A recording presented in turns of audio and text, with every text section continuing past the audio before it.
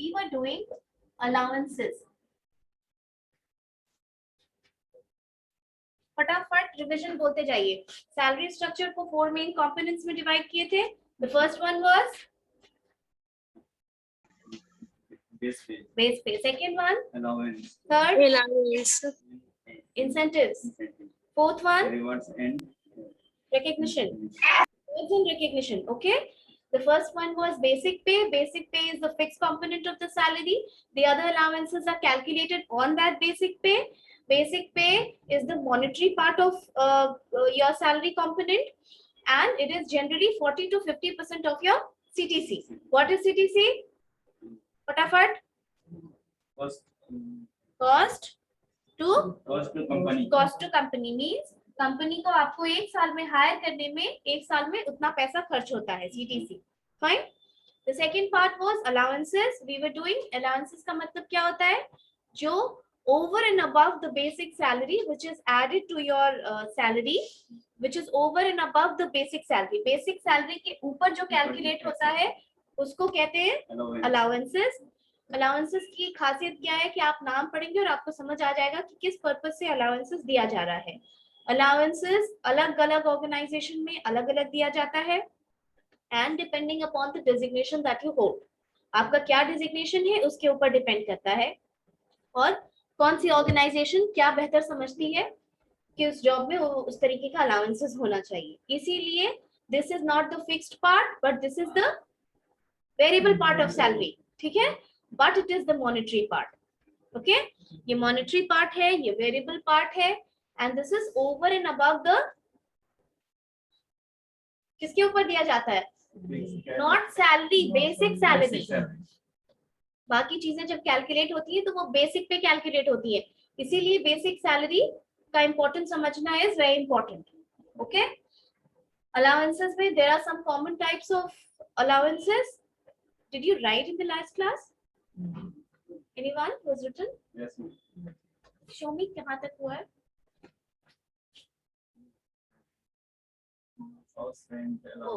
Okay. Quickly write down very fast because this is a revision class. You don't need to consume time a lot. Okay. One thing that I need to explain it to you is dearness allowance. What is dearness allowance?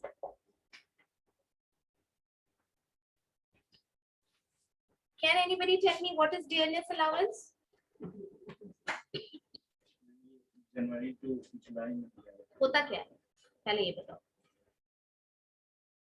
Online students, what is dearness allowance?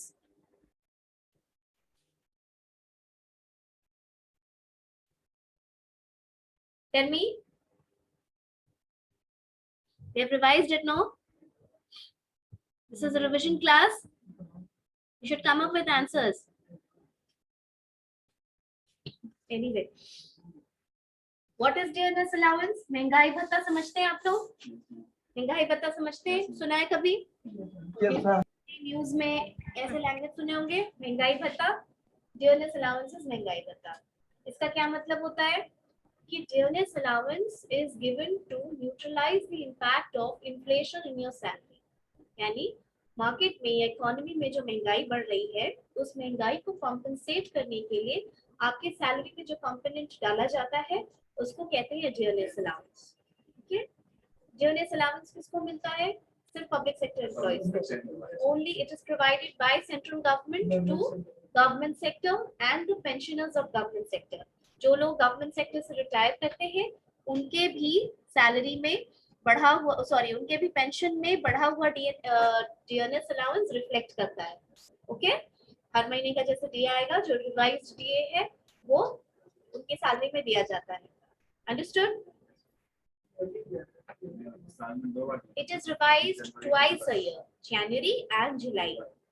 जैसे पिछले महीना revise हुआ है तो 17% से बढ़ा करके उसको 28% कर दिया गवर्नमेंट. ठीक है, इस तरीके से बढ़ाया जाता है.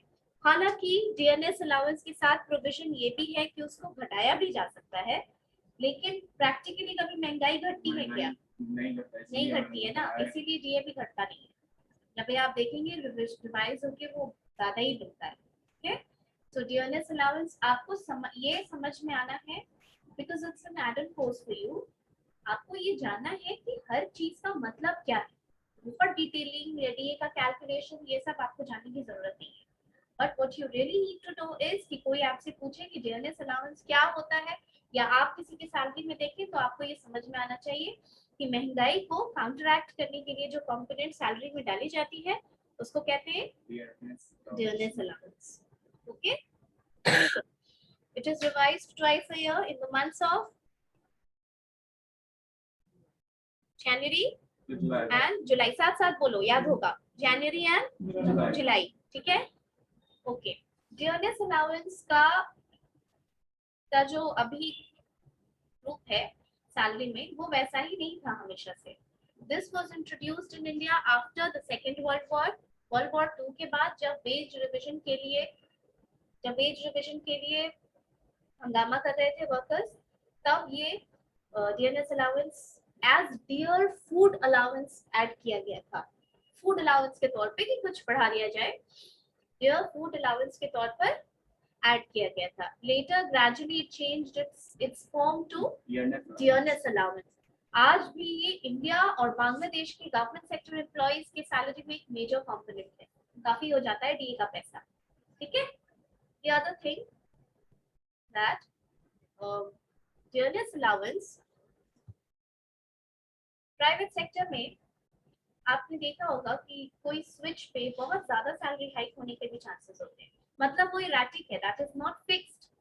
Is that fixed? Private sector का नहीं। आप ज्यादा स्किल्स, जितना स्किल्स जान, हाँ, स्किल के बेस पे एक आरबीआई का जो आरबीआई के जो गवर्नर हैं, उनकी सैलरी और जो किसी एचडीएफसी का जो सीईओ है वो और एसबीआई का जो टॉप हेड है वो, दोनों की सैलरी में बहुत डिफरेंस होता है, बहुत डिफरेंस। करोड़ों में सैलरी होती है प्राइवेट सेक्टर की वाइस प्रेसिडेंट या सीईओ वगैरह की।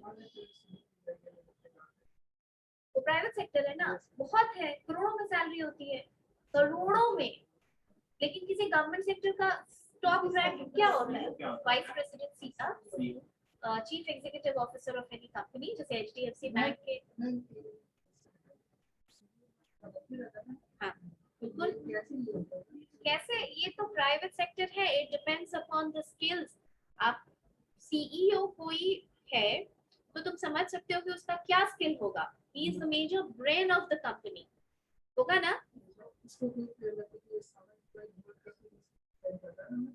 बोर्ड ऑफ डायरेक्टर सिलेक्ट करते हैं कई बार, तो वो सब मतलब कंपनी में हम बताएंगे बाद में, और थोड़ा सा बेनिफिट्स में बताएंगे। ठीक है, अभी आप इतना जान लीजिए कि प्राइवेट सेक्टर की सैलरी बहुत फिक्स नहीं होती है।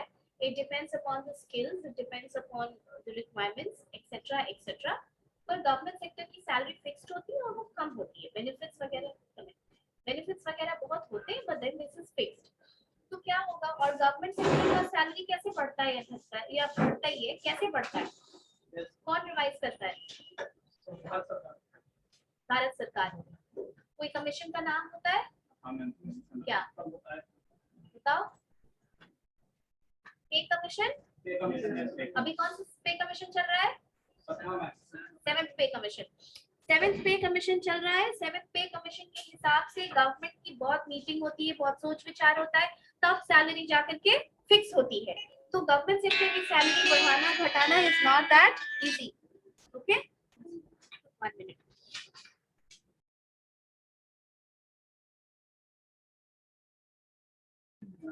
तो गवर्नमेंट सेक्टर की जो सैलरी होती है वो पे कमीशन से डिटरमिन होती है। It's not easy to change, और इसीलिए महंगाई उससे ज्यादा तेजी से बढ़ती है जितनी तेजी से सैलरी बढ़ती है।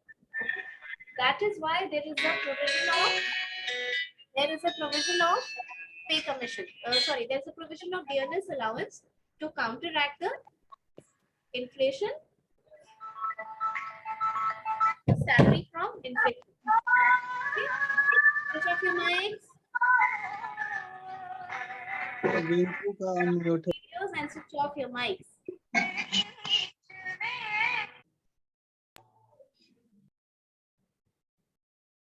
तो फटाफट डीए के बारे में लिख लीजिए। This is a revision class, half class के बाद हम आज बेनिफिट स्टार्ट करेंगे। जल्दी जल्दी लिखवा दिए। ओके, अलाउंस में कहाँ तक लिखे आप लोग?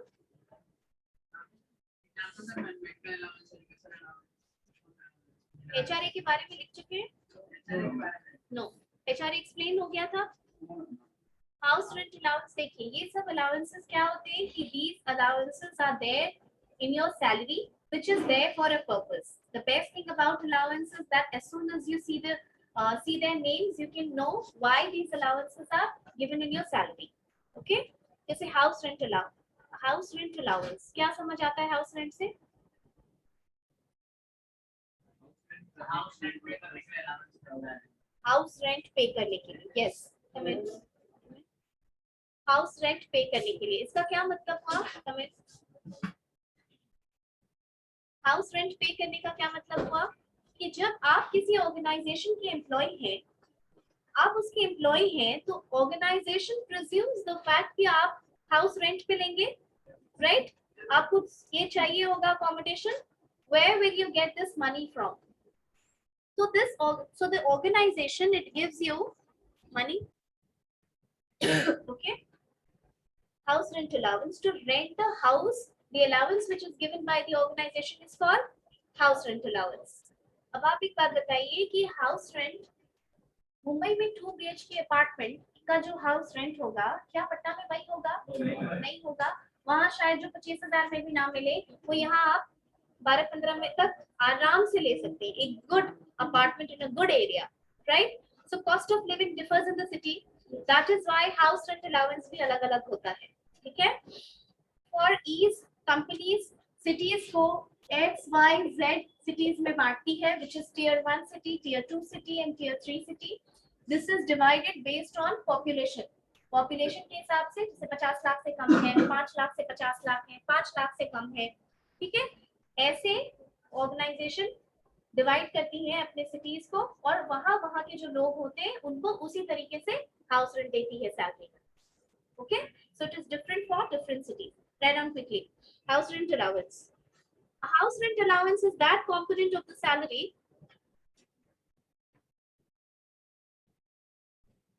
house rent allowance is that component of the salary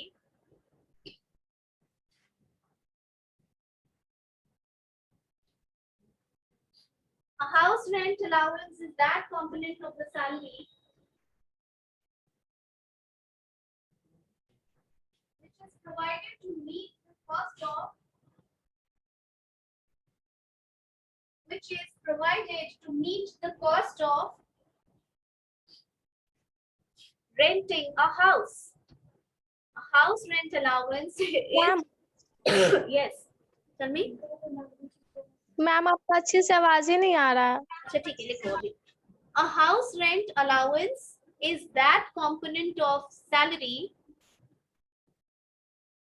which is paid to employees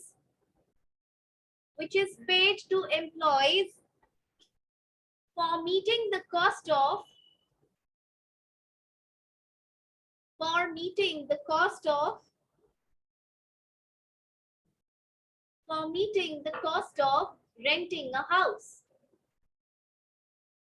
renting a house.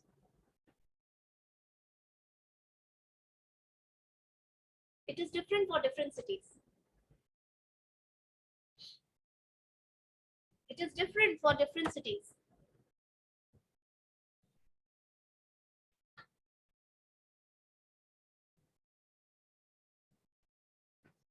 कुछ अलाउंसेस का नाम देखिए, जैसे आप बताते जाइए, आपको जितना याद हो या सुना हो कहीं से। Very good. एचआरए अभी लिखिए, ट्रांसपोर्ट, इसी को कन्वेंस अलाउंस भी बोला जाता है। Medical allowance, travel allowance ma'am, travel allowance, food allowance, transport allowance, meal allowance, uniform allowance, बताइए। LTA ma'am newspaper book and medical allowance, बताइए, books periodicals, very good, books periodicals, newspaper allowance, क्या होता है, मील allowance, उसी को थोड़ी जोर से बोलो, फी, हाँ एजुकेशन अलाउंस में मिलता है, वो रिइंबर्समेंट भी होता है, दो बच्चों की स्कूल का फीस जो है वो आप रिइंबर्स करवा सकते हैं, okay. Loan allowance, loan is not an allowance, if you take loan from the organisation, आप लोन लेते हैं तो आपको उसके अलग से पैसा मिलता है क्या? आप लोन लेंगे तो पैसा उल्टा चुकाना पड़ेगा ना आपको, ओके। देखिए जल्दी जल्दी लिखिए, फिर 2-3 इंपॉर्टेंट अलाउंस है वो हम बताएंगे फिर। लिखिए कन्वेंस अलाउंस, जब आप ट्रांसपोर्ट या कन्वेंस अलाउंस बोलेंगे तो आप ये बात मेंशन करेंगे कि कन्वेंस आपको घूमने फिरने के लिए नहीं मिलता है, conveyance from office to home and from home to office, right down, लिखे थे, हो गया। चलिए एलटीए लिखे हैं, leave travel allowance, return leave travel allowance क्या होता है बताइए, LTA, it's not just for official tour, चलिए ठीक है बताते हैं।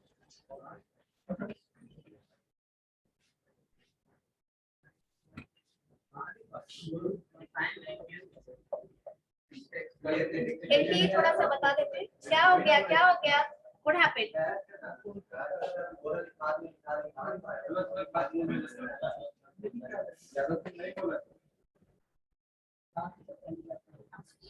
LTA is leave travel allowance. देखिए, the fact is कि conveyance allowance, public transport allowance.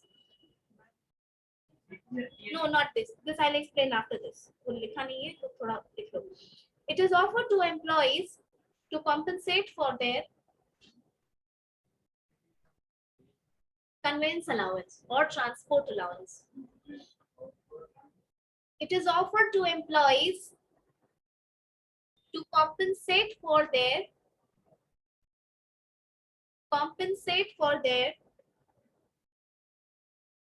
travel expense. It is offered to employees to compensate for their travel expense to and from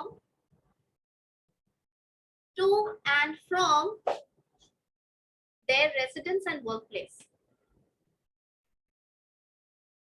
Okay, to and from their residence and workplace.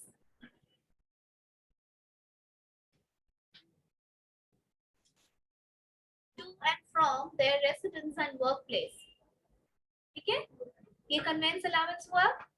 Allowance क्या होता है, allowance के लिए आपको कुछ bills कुछ भी produce नहीं करना है, ये सीधा सैलरी का एक पार्ट है जो ऑर्गेनाइजेशन आपको देती है। इसी तरीके से मेडिकल अलाउंस भी होता है, जब आपको मेडिकल अलाउंस ऑर्गेनाइजेशन दे रही है, आपने सुना है मेडिकल रीइंबर्समेंट, मेडिकल रीइंबर्समेंट क्या होता है, जब कंपनी पैसा देती है आपके इलाज का, जितना आपको बिल्स वगैरह देना पड़ता है, you heard of it, heard of it, उसको मेडिकल अलाउंस से कंफ्यूज मत कीजिएगा। Allowance is something which is allowed in the organisation, आपको मिलेगा ही, आपको मेडिकल अलाउंस के लिए कोई हर महीने का बिल नहीं दिखाना है, कोई डॉक्टर की का प्रिस्क्रिप्शन नहीं देना है, कोई रिपोर्ट नहीं सबमिट करनी है, that is a part of your salary and that will be given to you every month. जैसे कि मान लो किसी का 2000 2500 जितना भी है, जितना का तुम्हारा अलाउंस बनता है, लेकिन मेडिकल अलाउंस क्यों दिया जाता है, obviously to meet your medical expenses, आप एम्प्लॉय हैं, आपकी फैमिली बीमार पड़ेगी, आप बीमार पड़ेंगे तो दवा, डॉक्टर, ये सब के एक्सपेंसेस को कॉम्पेंसेट करने के लिए मेडिकल अलाउंस दिया जाता है। But medical reimbursement is a different thing, ठीक है। रीइंबर्समेंट का री का क्या मतलब होता है, बोला फिर से, रीइंबर्समेंट में क्या होता है, रीइंबर्समेंट का भी जो रूल्स रेगुलेशंस है वो अलग अलग ऑर्गेनाइजेशन में अलग अलग होता है। तो एक जनरल जो हम आपको बता रहे हैं, that does not hold true for every organisation, उसकी अपनी पॉलिसी पे भी डिपेंड करता है। कई जगह ऑर्गेनाइजेशन जब आप ज्वाइन करेंगे तो वहां आपको ऑप्शन देगी कि मेडिकल के लिए प्लान ए भरिए, आप सेलेक्ट कीजिए, या प्लान बी भरिए। तो उसमें बहुत सारा टर्म्स एंड कंडीशंस होता है, आपको जो सूट करता है वो आप भरते हैं। मेडिकल रीइंबर्समेंट में क्या होता है, जनरली कि आपको 24 आवर्स से पहले 24 आवर्स तक एडमिट होना होगा, ठीक है, क्योंकि मेडिकल अलाउंस में तो आपको ओपीडी का चार्ज, पैसा सब कुछ दिया ही हुआ है। तो ऐसा नहीं कि आप डॉक्टर से दिखा के आए और उसको रीइंबर्स कर लेंगे, उसका पैसा आपकी सैलरी में बन रहा है। रीइंबर्समेंट का मतलब जनरली ये होता है कि कोई ऑर्गेनाइजेशन है, उसके पैनल में, ठीक है, ऑर्गेनाइजेशन के पैनल में उस एरिया के कुछ बड़े हॉस्पिटल्स आते हैं, अच्छे हॉस्पिटल्स आते हैं, जैसे पारस, लगभग पटना में जितनी अच्छी ऑर्गेनाइजेशन है उसमें पारस आता है, रूबन, ये सब आता है, ठीक है। तो क्या होगा कि अगर मैं किसी ऑर्गेनाइजेशन में हूँ और मुझे जरूरत है मेडिकल के लिए, मेरी कोई सर्जरी होनी है, कुछ हुआ है, कोई प्रॉब्लम है, और 24 आवर्स के तक मैं एडमिट हूँ, उसके बाद जो भी चार्ज बनेगा, बिल बना, मान लो 40,000 50,000 का बिल बना, 1 लाख का बिल बना, ऑर्गेनाइजेशन अपने हिसाब से, some organisations they reimburse the entire money to you, और कुछ ऑर्गेनाइजेशन उसका परसेंटेज रिइंबर्स करती है। यानी आप दिखा लीजिए 1 लाख का बिल बना तो हम उसका 70% देंगे, तो 70,000 आपको पैसा मिल जाएगा। समझ में आ रही है बात, समझ आ रही है। कुछ जगह पे क्या होता है कि आप बिल्स हॉस्पिटल से लाएंगे, ऑर्गेनाइजेशन में जमा करेंगे, फिर पैसा आपको रिइंबर्स होगा। कुछ जगह पे क्या होता है कि वहां का जो बिल है, और वहां हॉस्पिटल के पास तो लिस्ट है कि कौन कौन सा हॉस्पिटल है, आप आई कार्ड दिखाएंगे, उस समय आप भरेंगे कि मैं ये ऑर्गेनाइजेशन का एम्प्लॉय हूँ, तो सीधा वहां से जो टोटल बिल होगा वो कहाँ चला जाएगा, कंपनी के एचआर के पास, वो उसका काम है। आप रिलीव होकर के निकल जाइए और वो फिर वहां भेज देगा सीधा ऑर्गेनाइजेशन। जैसे ये ज्योति पुंज है, ज्योति पुंज है ना बोरिंग रोड पे, यही बगल पे, इस तरफ बगल में। हाँ। तो ये ज्योति पुंज, this is a maternity hospital. Generally जितने अच्छे ऑर्गेनाइजेशन है उसकी मैटरनिटी बेनिफिट के लिए ये हॉस्पिटल एम्पैनल्ड, जैसे एयरपोर्ट्स अथॉरिटी के लिए है, या ओएनजीसी होगा वहां पे उसके लिए होगा, ठीक है, समझ आ रही बात। फिर आप जो भी आपका फैसिलिटी है वो आप करवा के, और फिर वो बिल सीधा ऑर्गेनाइजेशन के एचआर के पास भेज देता है। Okay, not for OPD. Medical allowance और मेडिकल रीइंबर्समेंट में फर्क होता है, समझ में आया। Allowance is something which is allowed in the organisation, आपको कोई बिल नहीं देना है, कुछ नहीं करना, आपकी सैलरी के साथ हर महीने वो आपको मिलेगा ही मिलेगा। लेकिन जब कुछ ऐसा होता है तब इसके लिए मेडिकल रीइंबर्समेंट का प्रोविजन आता है। मेडिकल रीइंबर्समेंट के साथ एक क्लॉज और क्या ऐड होता है कि आपका एंटाइटलमेंट होना चाहिए, यानी कभी कभी ग्रेड वाइज भी फैसिलिटीज डिवाइडेड होती है कि अब जैसे कि आप ट्रेनिंग पीरियड में हैं तो हो सकता है आपको ये फैसिलिटी ना मिले, after 1 year of completion of A provision फिर आपको ये फैसिलिटी मिलेगी, ठीक है। तो आप बहुत सीनियर एम्प्लॉय हैं तो कंपनी शायद आपका पूरा पैसा रिइंबर्स कर दे। ये सारी चीजें हर कंपनी से वैरी करती है, इसीलिए allowance unlike the basic salary is a variable part. Basic fix थी ना, लेकिन अलाउंसेस वैरी करता है, ना सिर्फ पैसे में बल्कि पॉलिसीज में भी कि किस ऑर्गेनाइजेशन में क्या रूल है। ह्यूमन रिसोर्स ऑर्गेनाइजेशन का एचआर क्या होता है, ऑर्गेनाइजेशन का एचआर होता है medical allowance, write down fast, medical allowance,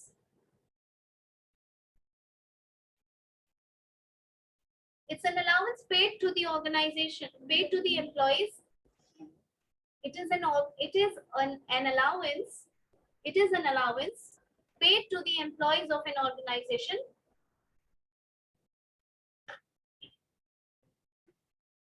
it's an allowance paid to the employees of an organization to meet their medical expenditure.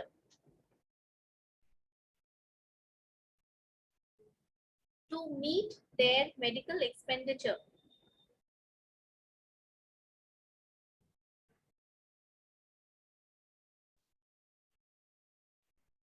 To meet their medical expenditure, irrespective of whether they submit the bills,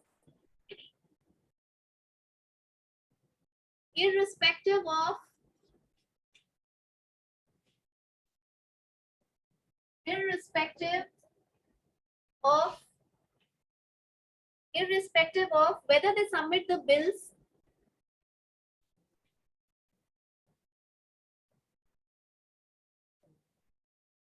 they submit the bills to substantiate the expenditure or not. To substantiate the expenditure or not.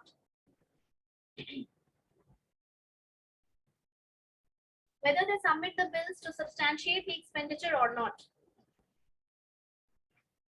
Okay? But in medical reimbursement,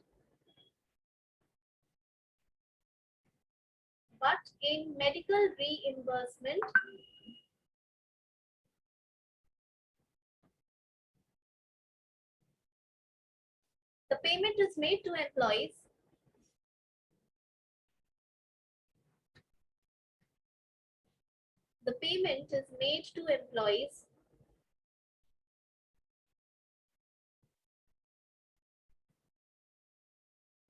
against specific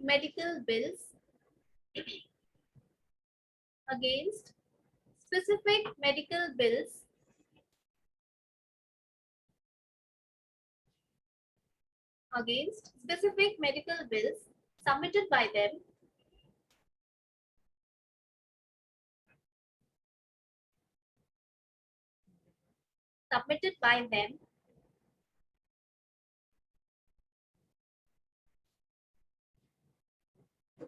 subject to entitlement. मतलब आपका entitlement होना चाहिए. Subject to entitlement.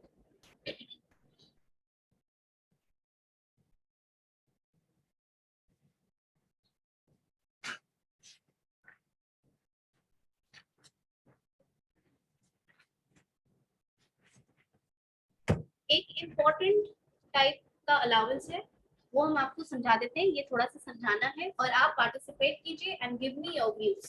ये समझाने के बाद I will ask you a question. Okay?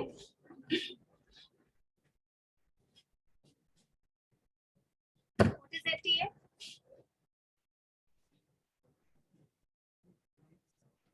क्या समझ में आता है नाम से?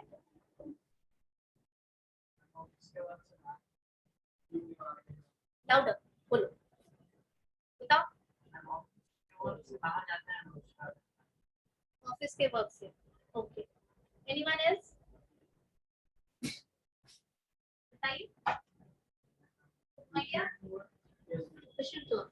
Everyone is saying official tour. Online students, what is LTA? Any idea? देखिए, लीव ट्रैवल अलाउंस एक इम्पोर्टेंट टाइप का अलाउंस है. बाकी सारी चीजें अलाउंस का नाम आप देखेंगे. मेडिकल में थोड़ा मेडिकल अलाउंस और रिइंबर्समेंट में कंफ्यूजन होता है, इसीलिए वो हम अलग से समझा दिए.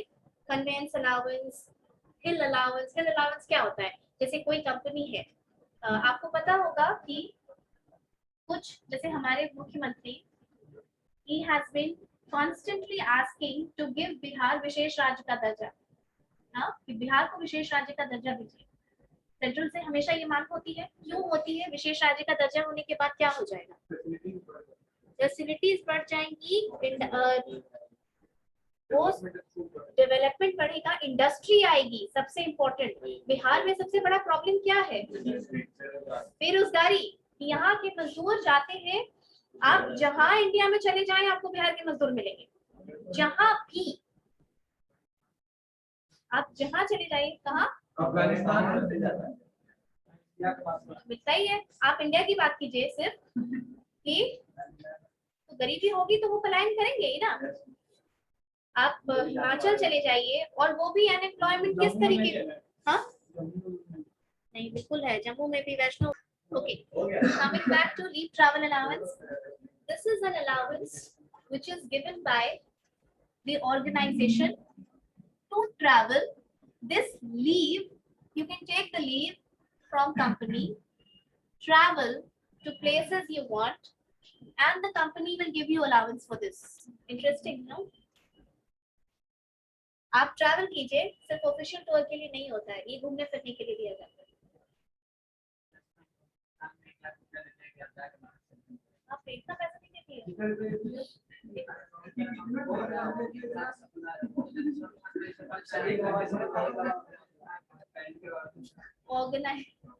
ऑर्गेनाइजेशन का अपना पॉलिसी होता है, जैसे सेंट्रल गवर्नमेंट एलटीसी देती है ना,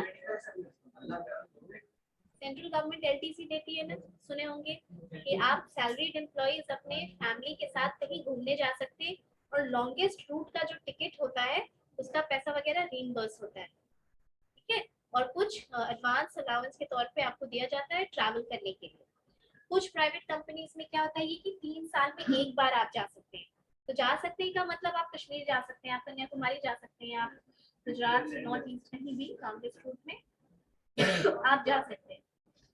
जैसे एलटीसी में 4 साल में एक बार मिलता है और कुछ कंपनीज में 3 साल में एक बार मिलता है। I will ask this LTA in the next class and if somebody doesn't answer you will be out of my class.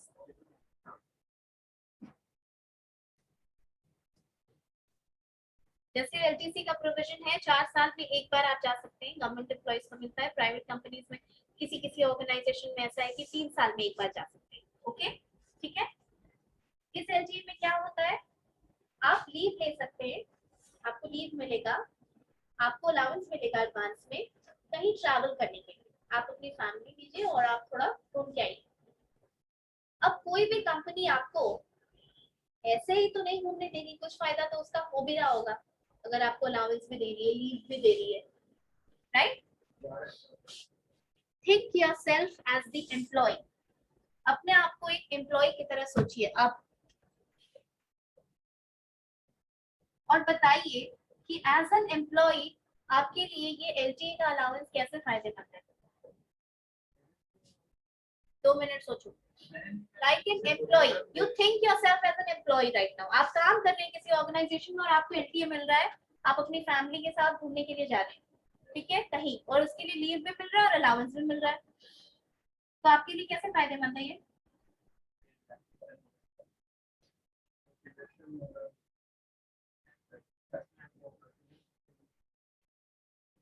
बताइए।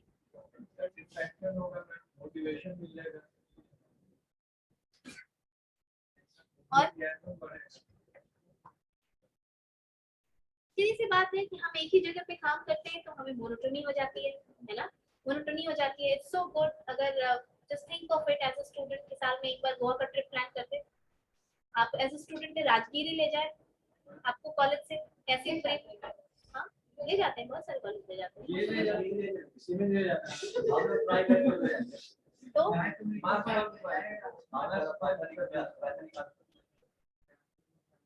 एज एन एम्प्लॉय क्या होगा, आप रिजुविनेट होंगे, आपकी साइकोलॉजिकल फटीग थोड़ी कम होगी। आप अभी स्टूडेंट हैं तो आप ये सोच नहीं पा रहे हैं ना कि आपको ये लिबर्टी है कि चलो एक क्लास ड्रॉप कर दिया तो दूसरे में आ जाएंगे, अटेंडेंस 75 होना चाहिए, कैसे भी मैनेज कर लो। जब आप एम्प्लॉय होते हैं तो ये लिबर्टी नहीं होती है आपको कि आप आधा घंटा लेट से भी आएंगे तो चलेगा, जिस समय काम है उस समय आप रहिए। बहुत आप when you are an employee you have to be disciplined, right? बिल्कुल, हाफ टाइम है, बहुत सारी चीजें हैं कि आपको डिसिप्लिन रखा जाए, राइट। तो अगर आप काम किए जा रहे हैं, आपका एक टारगेट होता है, आपको काम कंप्लीट करके देना होता है, रोज रोज वही काम करते करते there is a kind of psychological fatigue, है ना, मेंटली भी थक जाते हैं हम, अगर फिजिकली ना भी थके तो आप अगर अपनी फैमिली के साथ जाएंगे obviously you will feel rejuvenated, अच्छा लगेगा, थोड़ा फ्रेश होगा और बर्डन भी नहीं होगा कि आपको कंपनी पैसा दे रही है, टिकट्स वगैरह का पैसा रीइंबर्स कर रही है, राइट, है ना। किसी को फ्लाइट का एंटाइटलमेंट होता है ग्रुप के हिसाब से, फ्लाइट का एंटाइटलमेंट होता है फैमिली के साथ, किसी को सेकंड एसी का एंटाइटलमेंट होता है, किसी को थर्ड एसी का होता है ना। अब ये एलटीए को ना लोग अपने अपने तरीके से ले लेते हैं, जैसे किसी कोई घर जाने में यूज कर लेता है, पता है, कोई घूमने के लिए ही यूज कर लेगा, ये हुआ एम्प्लॉय का पॉइंट ऑफ व्यू। अब आप एक एम्प्लॉयर की तरह सोच के बताइए कि ये आपको कैसे फायदेमंद है। मार्केट के बारे में जान के क्या करेगा? शॉपिंग मार्केट घूम के क्या करेगा? अच्छा, से फॉर एग्जांपल की गवर्नमेंट ऑर्गेनाइजेशन, तो क्या फायदा होगा? कुछ नहीं होगा। कुछ तो होगा, तभी तो ये अलाउंस दे रही है।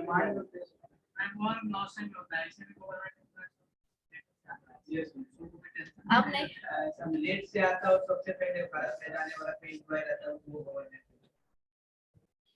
साल भर आप जो छुट्टी बचाते हैं उसको लास्ट में कैश कर सकते हैं, पैसा मिलेगा उस पे, ठीक है? हाँ, मिलता है। तुम्हारे घर से कोई डिफेंस में है क्या? लीव इनकैशमेंट होता है, ठीक है?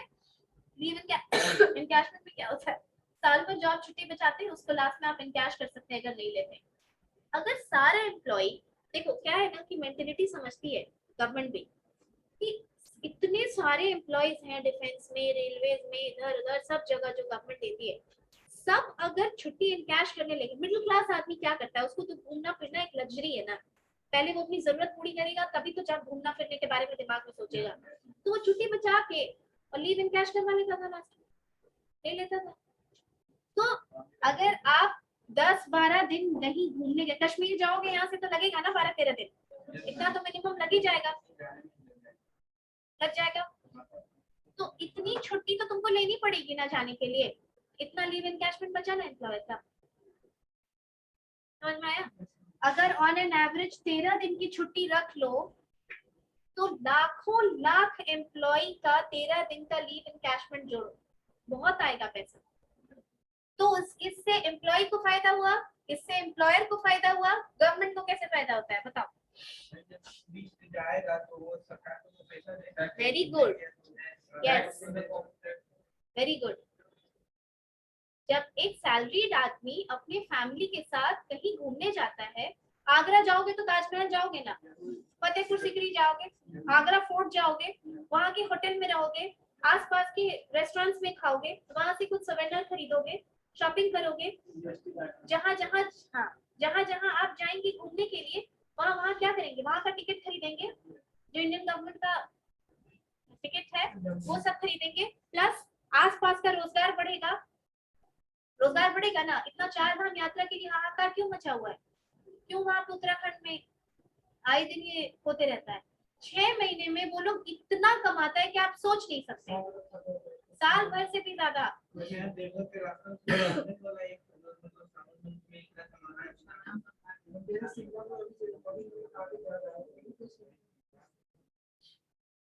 बहुत जल्दी से बताइए, जल्दी से बताइए,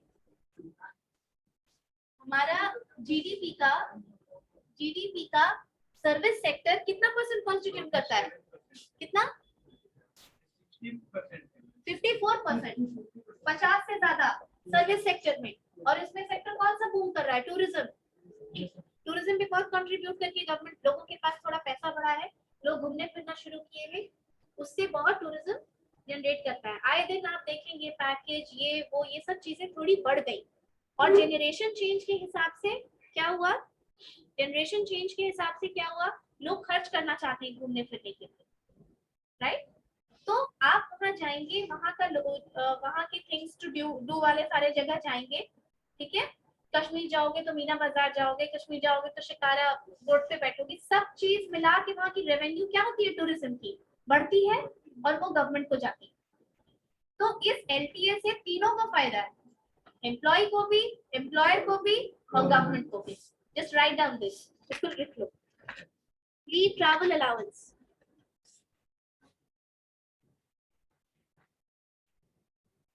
it is offered by employers to their employees. It is offered by employers to their employees. ये गवर्नमेंट और प्राइवेट दोनों में मिलता है। Offered by employers to their employees to cover their expenses. जल्दी जल्दी लिखो, एक और बता देंगे।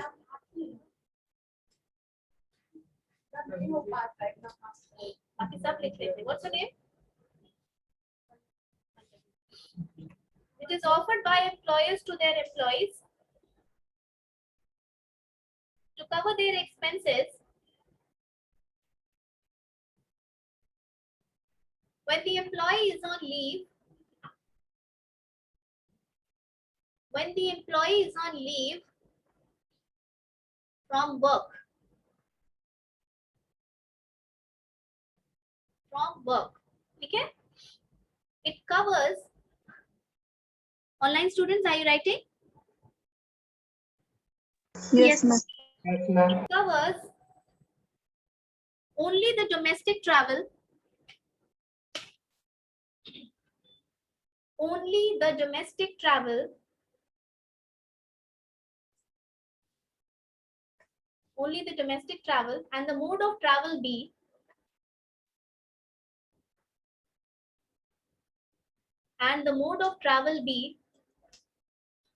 air, air, rail,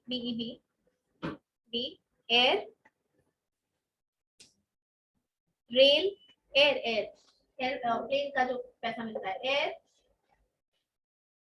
rail and public transport. And public transport. Okay, 2 minute है, जल्दी जल्दी सुनो. 2-3 अलाउंस बता देते हैं, नेक्स्ट क्लास से बेनिफिट स्टार्ट करेंगे. ये दूसरा रिवीजन क्लास है जो अलाउंस पे चल रहा है.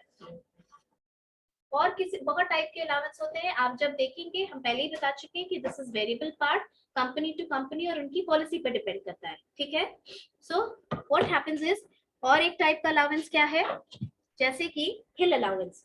से फॉर एग्जांपल कोई कंपनी है जो ऑपरेट कर रही है, ठीक है, जो ऑपरेट कर रही है प्लेन्स पे, जैसे कि एल्केम एक फार्मास्यूटिकल कंपनी है which is also an MNC.